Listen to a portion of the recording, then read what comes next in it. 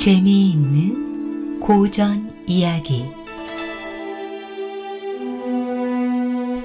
여러분 안녕하세요. 오늘의 이야기는 외로운 처녀가 냇가에서 괴짝 속 아기를 발견해 정성껏 키우다 친부를 찾아주게 되고 그 인연으로 서로를 사모하여 행복한 가정을 이루는 감동적인 이야기입니다. 아기의 엄마가 된 처녀. 옛날 어느 시골 마을에 혼인할 나이가 넘은 한 처녀가 일가 친척 하나 없이 혼자 살고 있었다. 처녀가 살고 있는 마을은 예전에는 꽤나 많은 사람들이 살고 있었으나 갑자기 흉한 전염병이 나돌아 마을 사람들이 모두 죽어버렸고 이 처녀만이 혼자 기적같이 살아남아 나무 열매나 풀뿌리를 캐 먹으며 목숨을 연명해갔다. 그러던 어느 날 처녀는 물을 기르러 동네 냇가에 나갔는데 상류 쪽에서 떠내려오는 물체 하나를 발견하였다. 아니, 저게 뭐지? 점점 가까이 오자 유심히 보니 그것은 괴짝이었다. 아니, 웬 괴짝이지? 아직 멀쩡한 거 보니 쓸모가 있겠어. 얼른 잡아 뚜껑을 열어보았다. 어우 깜짝이야. 놀랍게도 그 안에는 갓난아이가 있었다. 처녀는 얼른 아이를 꺼내어 안았다. 아이는 자기를 구해준 은인에게 인사라도 하듯 생글생글 웃어 보였다. 처녀는 마침 혼자서 쓸쓸하게 지내던 참이라 아이를 보게 되자 반가웠다. 아, 예뻐라. 아가야, 어쩌다 여기까지 오게 되었니? 우리 집에 가서 나랑 함께 살자. 그녀는 기쁜 마음으로 아이를 안고 집으로 돌아갔다. 처녀는 아이를 수복이라는 이름을 지어 주었고 정성껏 키웠다. 이웃 마을까지 가서 갓난아기가 있는 집을 찾아다니며 젖돈냥을 해가며 처녀는 아이를 정성껏 키웠다. 아이도 그런 처녀의 정성을 아는지 건강하게 무럭무럭 자라주었다. 그리고 어느덧 아장아장 걸어다니며 혼자 놀 수 있는 나이가 되었다. 그녀는 이런 생각을 하게 되었다. 괴짝이 물살에 뒤집어지지도 않고 여기까지 안전하게 흘러내려온 걸 보면 분명히 이곳에서 멀지 않는 상류 쪽에 사람들이 살고 있을 거야. 이제 아이도 어느 정도 자랐으니 부모를 찾아주는 게 사람의 도리겠지. 처녀는 괴짝 안에 아이를 앉히고 등에 짊어진 채 길을 떠났다. 냇물을 따라 한나절 가까이 거슬러 올라가니 드디어 마을이 나타났다. 여러 채의 가옥들이 옹기종기 모여 나란히 앉은 모습을 보니 아이 부모님을 찾아줄 수도 있겠다는 생각에 힘이 생겼다. 마을 한가운데에는 우뚝 솟은 큰 기와집 한 채가 있었는데 허기도 달래고 도움도 얻을까 하여 무작정 아이를 안고 대문을 두들겼다. 실례합니다. 아무도 안 계세요?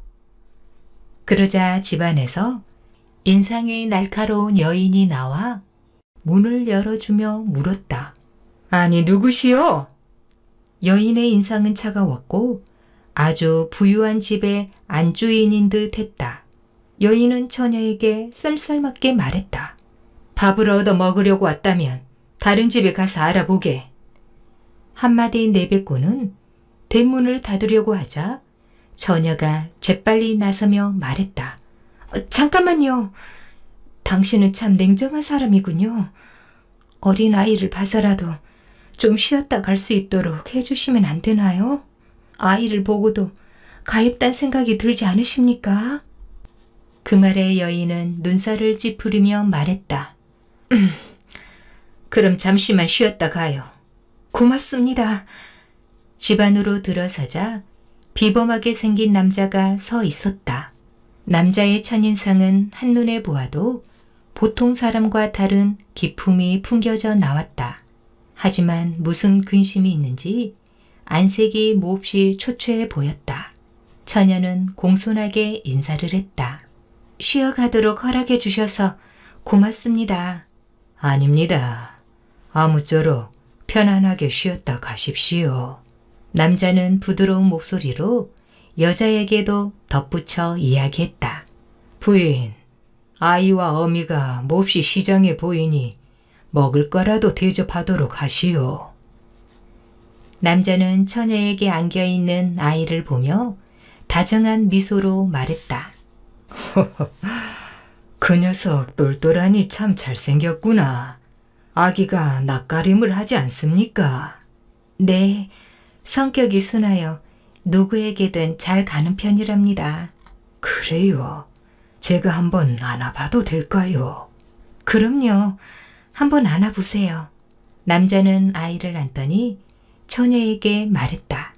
정말로 아이가 참 순하군요. 내가 아이의 밥을 먹여줘도 될까요? 처녀는 남자의 태도를 보며 의아해하면서도 마음이 흐뭇했다. 그럼요. 남자는 숟가락에 밥을 두고 생선의 뼈를 잘 추려낸 다음 살코기를 얹어 사랑스러운 눈빛으로 밥을 먹였다. 그 모습을 본 처녀는 안심하고 편안하게 식사를 할 수 있었다. 아이에게 밥을 다 먹인 뒤에도 남자는 아이와 놀아주었다. 아이도 남자가 좋은지 장난을 치며 잘 놀았다. 마치 아빠와 아이가 놀아주는 모습이었다. 시간이 얼마나 흘렀을까? 갑자기 남자의 얼굴에 슬픔의 그늘이 드리워지더니 곧 눈물까지 뚝뚝 떨어뜨렸다. 처녀는 밥을 다 먹은 뒤 밥상을 부엌에 갖다 놓은 뒤 마당에 서 있는 여자에게 물었다. 왜 저러시죠? 무슨 안 좋은 일이라도. 이게 다 당신 때문이잖아요. 예? 저 때문이라니요? 저 양반은 3년 전에 자식을 잃고 몇 년을 슬픔에 잠겨 있다가 이제야 겨우 정신을 차리고 정상적인 생활을 하고 있었단 말이에요. 그런데 오늘 느닷없이 그쪽이 아이를 안고 나타나는 바람에 잃은 아이가 생각나서 저렇게 슬퍼하는 거라고요. 이렇게 여자는 매우 차갑게 쏘아붙이며 처녀를 째려보았다. 처녀는 그런 사정을 듣고 보니 몸둘 바를 몰랐다. 그렇다고 곧바로 아이를 안고 갈 수도 없는 상황이었다. 그러는 사이에 이미 날은 저물어 다른 집을 찾아 가기에도 늦은 시간이었다. 염치불구하고 처녀는 그 집에서 하룻밤 묵어 가기를 청했다. 저 오늘 하룻밤만 신세를 지울 수 있을까요? 여자는 눈살을 찌푸렸지만 남자는 다정하게 말했다. 어린아이를 데리고 이 늦은 시간에 어디를 가겠소? 편안히 쉬어가도록 하시오. 고맙습니다, 대감마니. 다음 날이 되자 처녀는 떠날 채비를 하고 마당으로 나왔다. 그녀는 왔던 그대로 아이를 괴짝에 다시 앉히고 짊어진 채 주인 남자에게 인사를 했다. 남자는 안방문을 열고 얼른 나오더니 불편하지는 않았는지 묻고 처녀의 인사를 받았다. 그런데 그때였다. 남자가 마당으로 뛰어 내려오더니 처녀에게 물었다. 잠깐만요. 그 괴짝 원래 아가씨가 가져온 것이요. 예, 이 괴짝은 저의 것은 아니지만 올 때 짊어지고 왔습니다. 그런데 왜 그러시죠? 이 괴짝을 어디서 많이 본 듯해서요. 혹시 이 괴짝 어디서 구했는지 알려줄 수 있겠소? 바로 그때 안방에서 여자가 후다닥 뛰어나와 둘 사이를 가로막고는 말했다. 당신도 참 길 떠나는 사람 붙잡고 그런 것은 왜 물어보세요? 그까지 괴짝 하나가 어디서 났고 무슨 상관이라고. 어서 들어가서 당신 볼 일이나 보세요.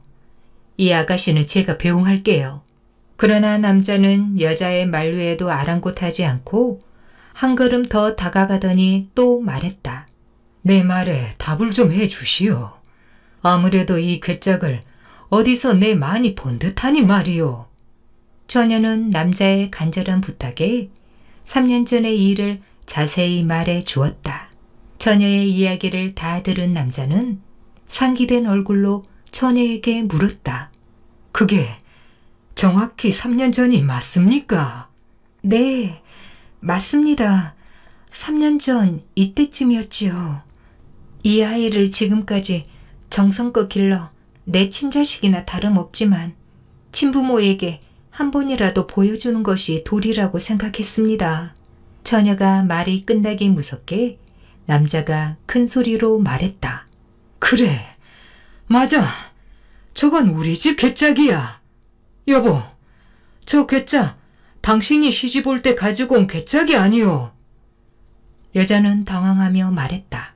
글쎄요, 전 기억이 잘 안 나네요. 잘 생각해 보시오.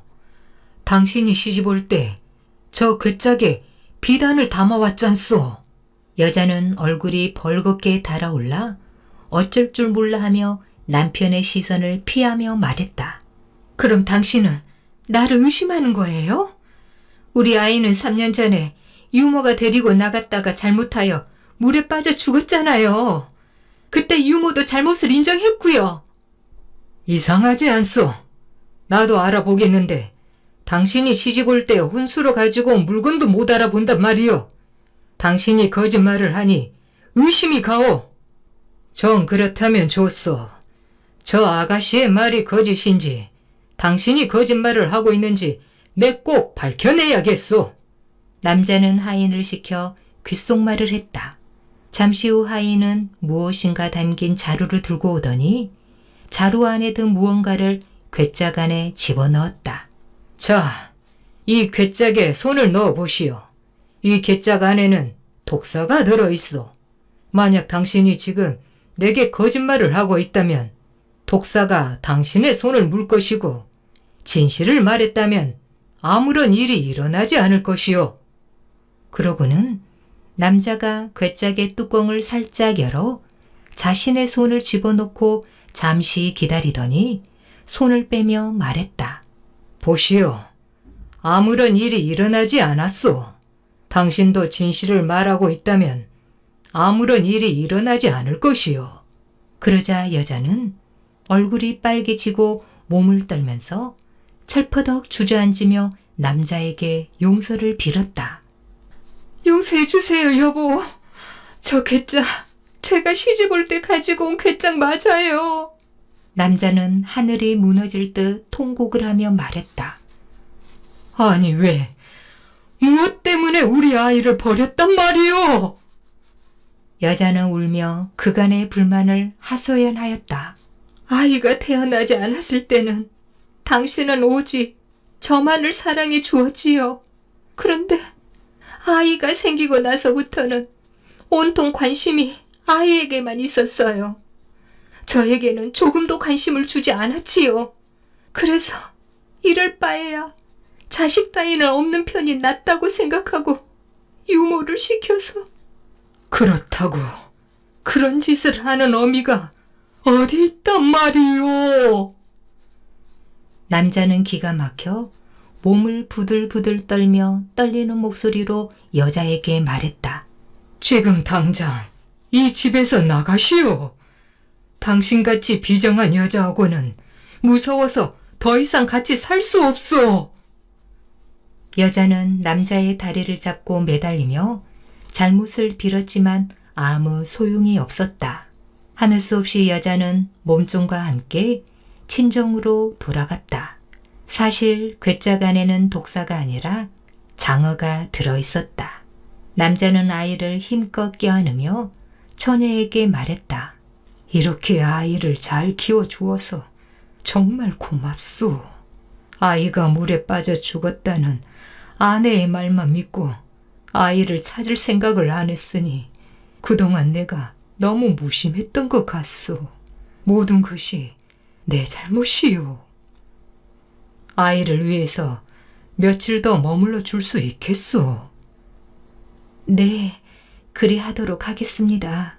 이 아이가 태어났을 때 소리라는 이름을 지어줬는데 혹시 따로 지어준 이름이 있습니까? 네, 물에서 만난 복덩이라고 수복이라고 불렀습니다. 좋은 이름이군요. 앞으로도 이 아이를 수복이라고 부르겠소. 처녀가 남자 집에서 며칠 더 머무르는 동안 남자는 좋은 날을 골라 처녀의 마을로 찾아갔다. 그곳에서 그는 돌림병으로 세상을 떠난 이들의 무덤을 찾아가 천도제를 해 주었다. 그 모습을 지켜본 처녀는 가슴 깊이 감동을 받았고 어느새 남자를 사모하게 되었다. 남자 역시 처녀에게서 아이의 어머니 같은 따스함을 느꼈으며 무엇보다도 그녀의 고운 마음씨에 반해 청혼을 하였다. 처녀는 그 청혼을 기꺼이 받아들였고 두 사람은 온 마을의 축복 속에 혼례를 올렸다. 이후 그들은 아이를 훌륭하게 잘 키우며 서로를 아끼고 의지하며 평생을 행복하게 잘 살았다.